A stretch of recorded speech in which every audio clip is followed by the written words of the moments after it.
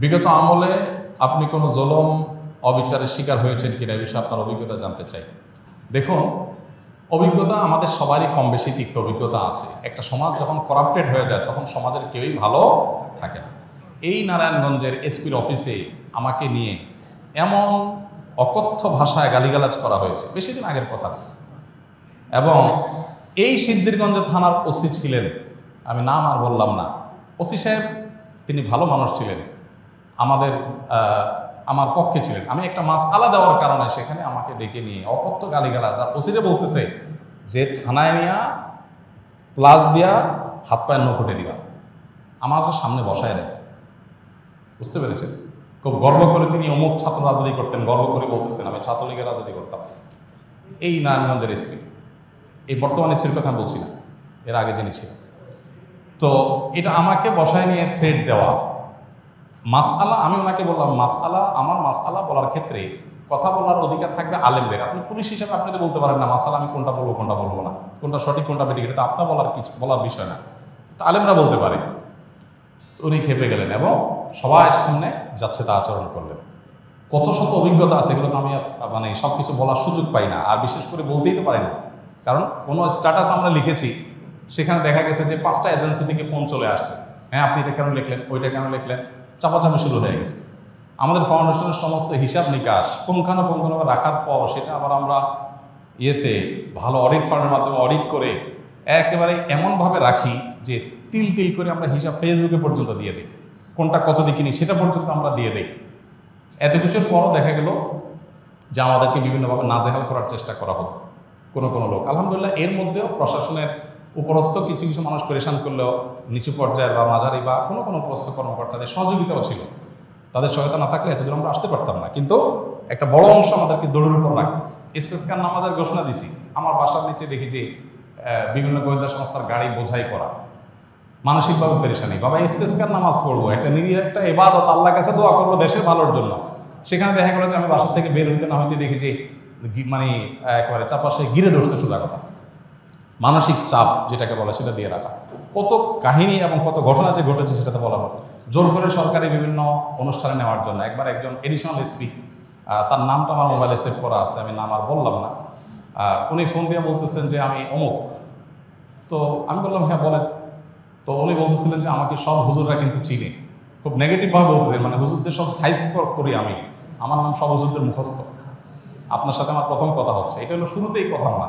এরপর কী হয়েছে বলেছে একটা অনুষ্ঠানে যাইতে হবে আপনাকে, সেখানে অমুক থাকবে, রাষ্ট্রের সবচেয়ে বড় বড় পর্যায়ের লোক তারা থাকবেন, আপনাকে যেতে হবে। কী হয়েছে সেখানে আপনাকে একটা বক্তব্য দিতে হবে। তো আমি বুঝছি যে আমাকে একটা প্ল্যান ওয়াইজ আমাকে দিয়ে একটা জিনিস করানো হবে। আমি বিভিন্নভাবে অপারগতা প্রকাশ করলাম, বলে যে রাষ্ট্রের প্রয়োজন আপনি অস্বীকার করতেছেন। হ্যাঁ অবশ্যই আমার রাইট আছে, রাষ্ট্র চাইলে আমার সেখানে বাধ্য করতে পারে না, আমি সাধারণ নাগরিক।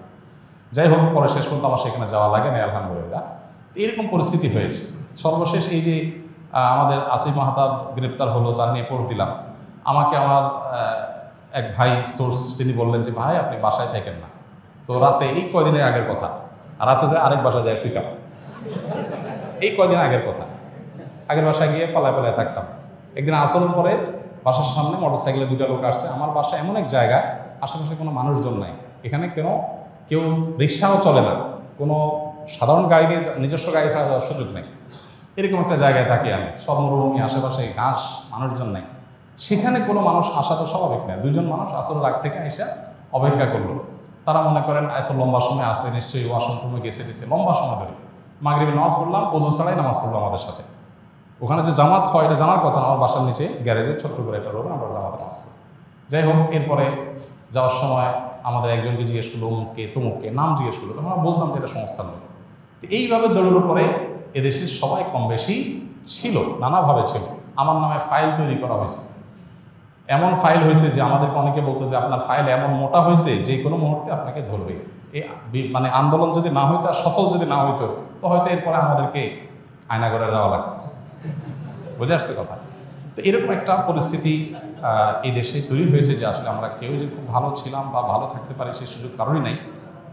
এরপরও আমরা আসলে সংগ্রাম করে চেষ্টা করে যতটুকু সম্ভব চেষ্টা করেছি অস্তিত্বটা টিকে রাখার জন্য, তার জন্য যে কত মূল্য দিতে হয়েছে, কত থ্রেট, এগুলো হজম করতে হয়েছে, সকাল বিকাল পালায় বেড়াইতে হয়েছে, হ্যাঁ, বিভিন্নভাবে টোপ দেওয়া হতো যে সরকারি এই সুবিধা নেন, ওই সুবিধা নেন। আলহামদুলিল্লাহ কখনো সেই সুবিধাগুলো আমরা গ্রহণ করি নাই, এবং এ ব্যাপারে আল্লাহ তালা আমাদেরকে গাইড করেছেন। এবং দোয়া করি আল্লাহ তালা আমাদের প্রিয় দেশটাকে এমন নিরাপদ করে দেয়, কেউ কাউকে ভয় করে চলতে হবে না।